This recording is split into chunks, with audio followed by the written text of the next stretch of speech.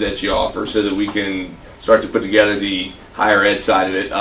I can send you what was provided last year as kind of a starting point, then you can build off of there. That'd be great. And then this may be more a Gary thing. One of the challenges we had last time was decoding the chef stuff and figuring out exactly what's a pertinent program and what isn't. That I may be coming back to you later for something like for some help with getting through that process. Okay. And then I know that David, who's not here today, was working some on the private sector side. I know Jennifer may have had some thoughts, but I don't know if any progress was made on that front.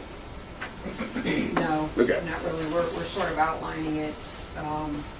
We obviously were not doing anything relative to the university, but our initial discussion was around the list that had been set up at the beginning, the inventory list, but there's not much progress to report there. Okay. Well, I mean basically this is this is one of the I think one of the most useful things that we produced last year.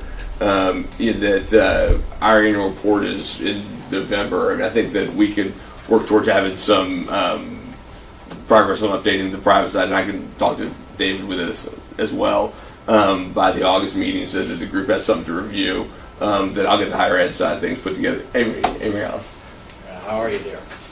A lot of traffic out there today. I'm going to come around. Sorry to interrupt. Not a problem at all. Do you want to explain, for those of us the new here that may not know exactly what the asset inventory is in 25 words or less? Yeah, basically it's a listing of all the companies, utilities, higher education assets that Virginia has for nuclear power, energy, science, technology. Anything that's a nuclear asset in the state of Virginia, we are maintaining it. Greg, for others that may not know, and it's something that I think we had all agreed we would update at least once a year to facilitate providing that update to the legislature at the November presentation, where we have to discuss who we are, what we're doing as authority, what progress we've made, what expectations we made, to ensure that we're keeping in line with what the governor's expectations of this organization are. So I mentioned this to Dave a few weeks ago, Dave Christian, when I called him about this, saying that I wanted to help him make sure that all the private entity organizations were getting it updated, because some have left, some have come, and I want to make sure we didn't leave anybody out. So we'll make sure we have something for you guys in August to see, because this is a really important tool, I believe, for our policymakers and lawmakers to understand just how pertinent nuclear science technology truly is here in the Commonwealth. I think I will say this. I think the process by which we decide to annually update that is the question. Yeah. And you've got 2 or 3 private industry reps on this, and you've got a broad distribution. And so I think what the authority needs to think about is what is the process by which, not what is the answer to the annual update. Yeah. I think that whatever the private industry members on the board think is the best way to manage that would be fine by our side. I mean we think that the ultimate goal is to show the depth and breadth of the industry in Virginia, and that whatever way that is easiest for you all to help us put that together, because y'all are really the people that we're looking to help with that. Unless Don has any thoughts, I would defer to whatever you guys think is the best way to put that together. Well, if I could, let's come up with a process offline and send it out to the authority for review and approval, and then we'll go ahead and start implementing that, because we've already had several governors in other states that have a much less footprint related to nuclear science technology ask about the footprint in Virginia. So must be the Mountain Dew. So good. Then, with that, your permission, Jennifer, I'll get back to you. We'll push forward on this asset. Yeah, I think when you look at the list, I think there was some segmentation of it. I think one of the things we have to do is look at the segmentation of it and see if that makes sense. Yeah. And then, looking at each segmentation, the annual update process might be different. So. Yeah. And when we first put it together, the way we segmented then, may not be the way we want to segment it now.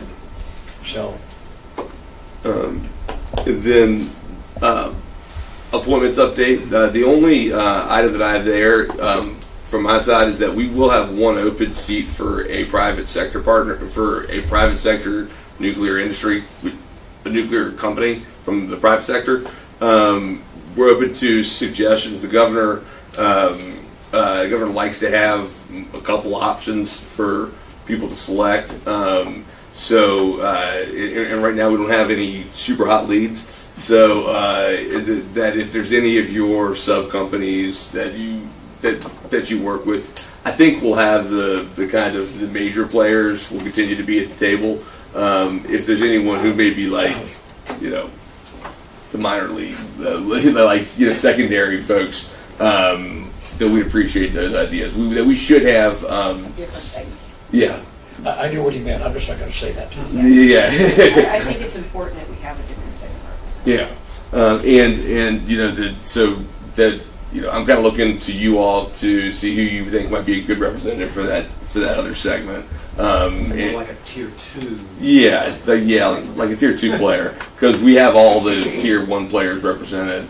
Of B&W, I anticipate that when the governor makes his appointments in June 30th, the marshal seat that's vacant right now will be filled by someone else from that organization. So that would still continue to have most of the kind of the top stars, but that secondary level of folks segment. Don't need to give any answers now, but today is the 20th. The governor will be making appointments for this around the 1st of July. So maybe by the end of the month, any ideas you guys could have to send to me directly, and I'll send a follow-up reminder on this. To you? Yeah. I've got an idea. Okay, that'd be great.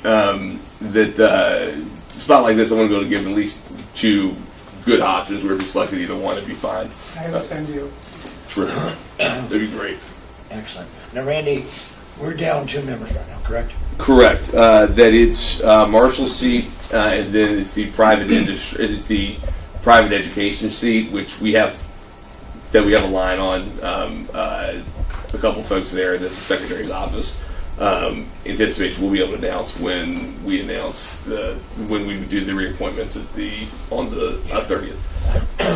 And for those of you who may not remember, we're structured in 3-year and 4-year nominations to serve, and we're structured across an entire spectrum of different entities and organizations. So this is all in accordance with the actual legal requirements of the setup of the authority. Yeah. So I think it's better for us to get back at full strength and stay there. Absolutely. Than it is for us to be in this. That there were a couple seats that were of existing members that were coming up, but we anticipate that they will be reappointed if they so desire. So, If they so, are you going to be reaching out to them? Yeah, and I've reached out to them, and I'm pretty sure that they're all willing to continue to serve. So we'll find out. Refresh me, Randy. That was the community college system. Right here? Yeah. Forget Goodness. So, do you have any other questions or updates related to the asset inventory or appointments update, Randy? Yes, sir. Any other questions, members of the authority? One question you mentioned is an issue or a question about Chev. Is it the Chev maintains a pretty comprehensive list of all the degree granting programs from every university in the Yeah. state. Is it that there are things that are not on Chev, like certificates that might be issued, a certificate in nuclear or whatever, that are an asset that are not? So is it that Chev is partial, or what is the? That really just to help me go through, and that they have a lot of different programs on there, and help to identify which one are really pertinent to what we're doing here, and should be listed as something like this. So that really I just need some help with an expert eye to look at what that actually means. But we would list things like certificates and things That's like that. right. Anything Yeah. that So we need to radioactive go beyond Chev. qualifications. Okay. Yeah. Excellent. And anything that relates to nuclear science technology that's being offered in any way, shape, or form by any of the institutes of higher learning in Virginia should be included in the list. Which reminds me, Randy, we need to make sure that there's a tail into the apprentice school. Okay, definitely. Do we have any other old business before we move on? Yes, sir. Or we can always offer that option back up again after we hear some of the discussions we'll be going to.